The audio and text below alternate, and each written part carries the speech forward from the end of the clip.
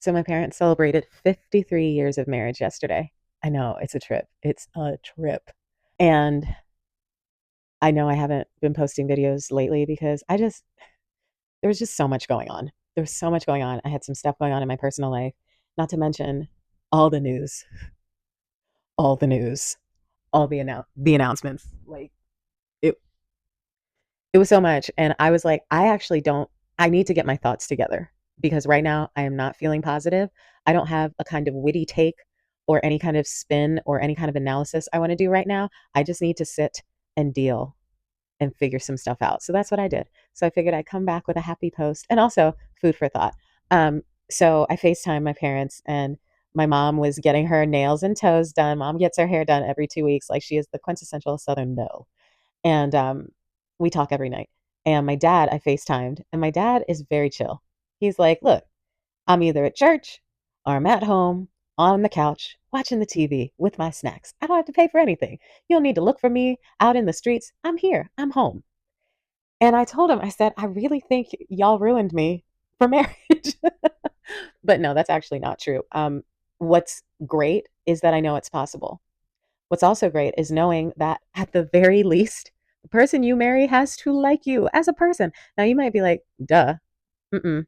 That is not a common sense thing because I think a lot of women don't realize how many men don't like women, like at all. I mean, why do you think that there are so many popular comedians whose only shtick is how much they hate women, especially black women? Like, the ball and chain, men complaining about having to spend time with their wives. And my parents like each other.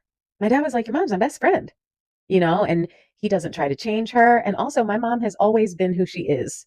My mom has always been a very busy, very active, very involved in the community type of woman. And my dad is like, as long as my girls are okay, I'm okay. I go to work, I go to church, I come home. I might go to a family dinner, when they decide to go out, I remember growing up, they would have date nights. They would go to concerts, they would go out dancing, like they genuinely enjoy spending time together, but it's not codependent. Like the last guy I broke up with, I remember I asked him to FaceTime me because he had gone completely left. And actually, he dropped his mask because he thought he had me. And when he dropped his mask, I didn't like what I saw. And I also realized he did not like me just on a basic level. He didn't like me as a person, but he liked what I did for him. He liked how much I brought to his life. He liked how I made him feel. He liked how supportive I was. But he didn't like me as a person. He didn't support me in anything. I was having the biggest year of my career.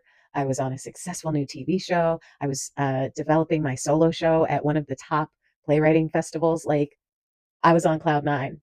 And this dude was just so threatened and intimidated. And I realized, like, oh, you just don't like me. And when I decided it was time to end things, when I saw that, oh, this is just who he actually is and not who he showed me at the beginning, I asked him to FaceTime me. And it was long distance. And he was in the park. And I said, I don't think we should do this anymore. And he looked shook and he said, why not? And I said, because you don't like me. And he just looked stunned. And I was like, and I don't spend time with people who don't like me. So I don't want to do this. And to see this man be so shocked and then try to flip it and try to make me feel bad for ending things. And I just let him rant and rave. And I was like, all right, well, I'm sorry, but I'm going.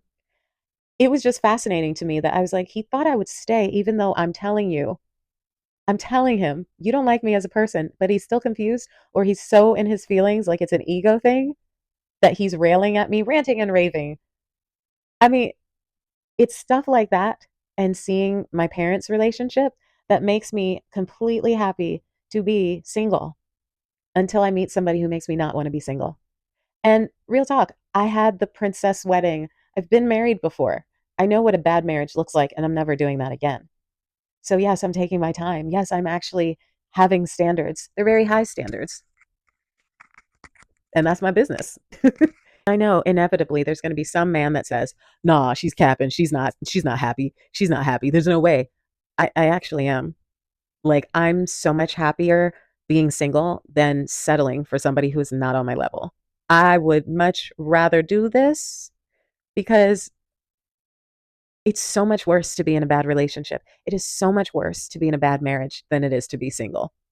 So y'all can project the fact that you can't be alone, but baby, I'm good. I'm so good.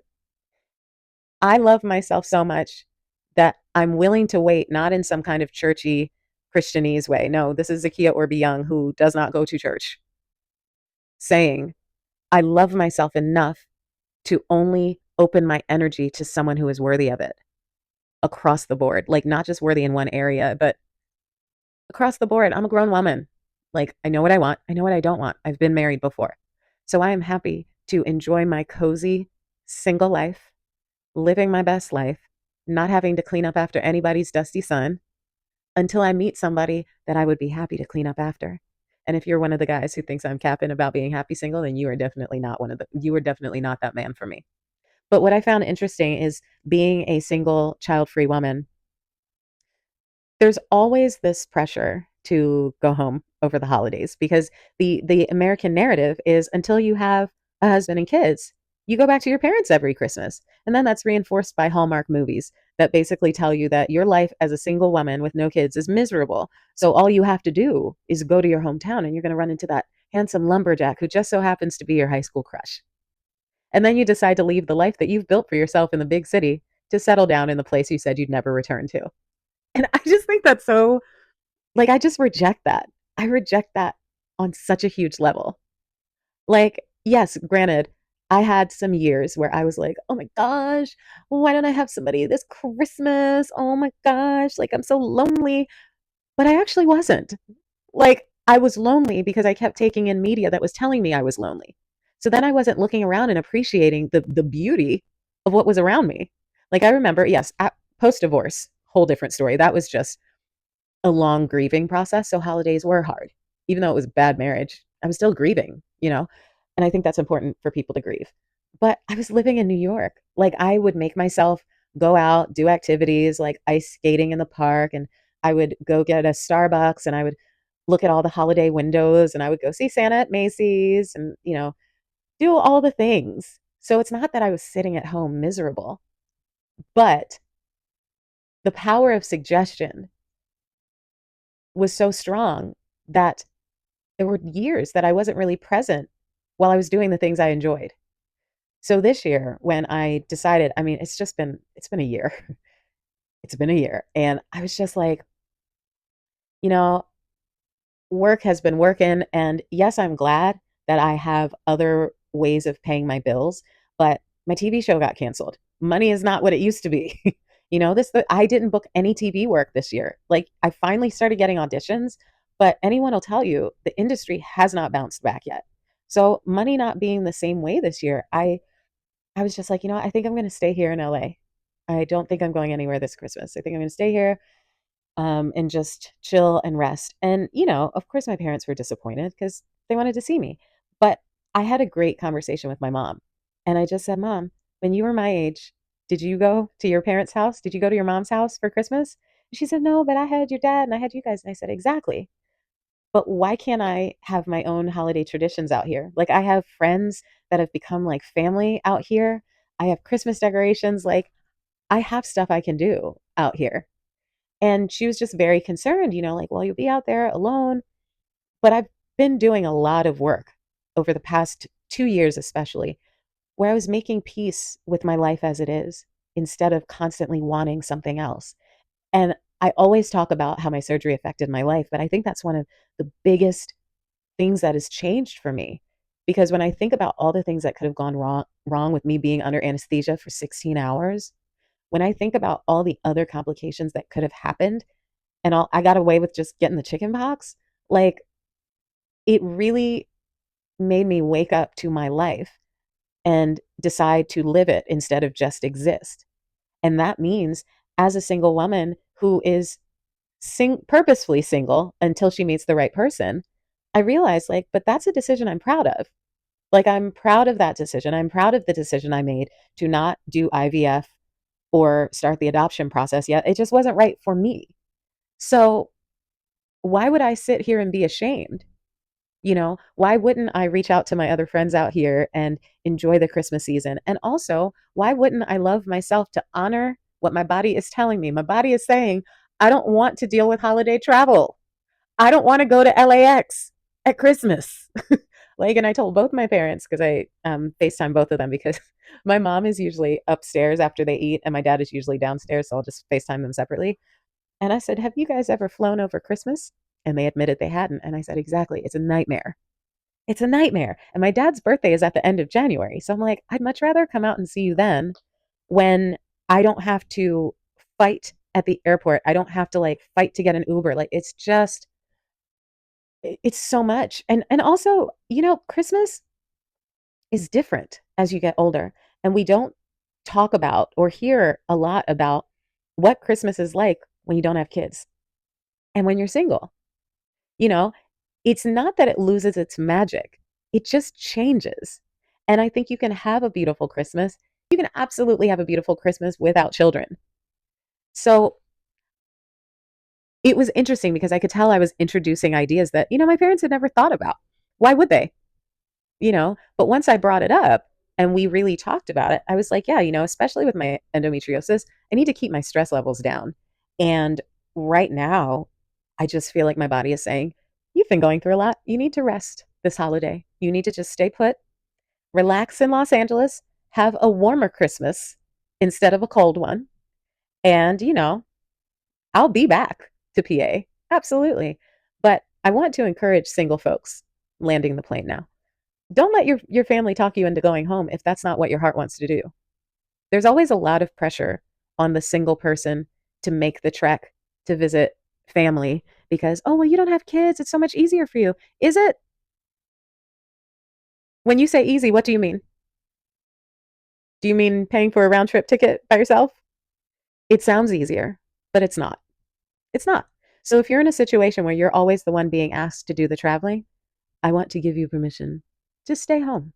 Stay in your home.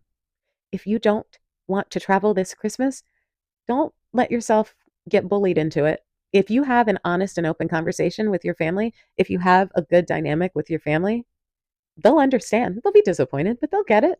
And I said, if I had a husband and kids, you would not be expecting me to come home. You wouldn't.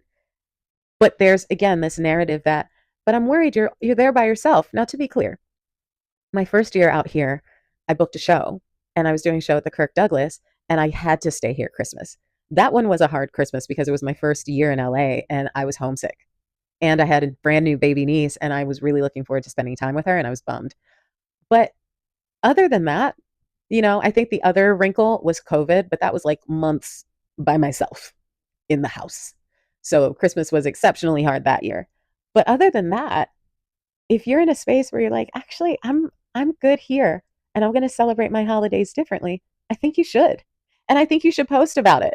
Like I'm going to share some videos about my single Christmas and all of the fun things I'm doing because I really want to disrupt that Lifetime movie, Hallmark movie narrative that if you're single, you're miserable on Christmas because all you're doing is thinking, why won't Santa put the right man under my tree? No, I'm not going to. I'm like, that sounds, I'm not mad at that idea, but it also sounds like maybe a movie I should write. But either way, you're allowed to love yourself more than you love anybody else, especially as a single person. I think you need to love yourself more than you love anybody else because if you don't, you end up in bad marriages like I did.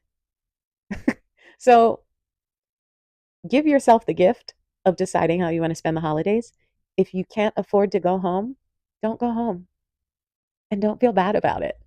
Life is a miracle. We get to be alive right now. Yes, everything's a shit show. I get it. But also, we're alive. So, I know the holidays can be really tough for a variety of reasons, but I want to focus on my fellow single sisters. It doesn't have to be a sob show. It can be quite beautiful. So, I'm going to take a little nap. That's my 2 cents for the day. I will be back to talking about politics probably tomorrow or Saturday because there's obviously a lot to catch up on.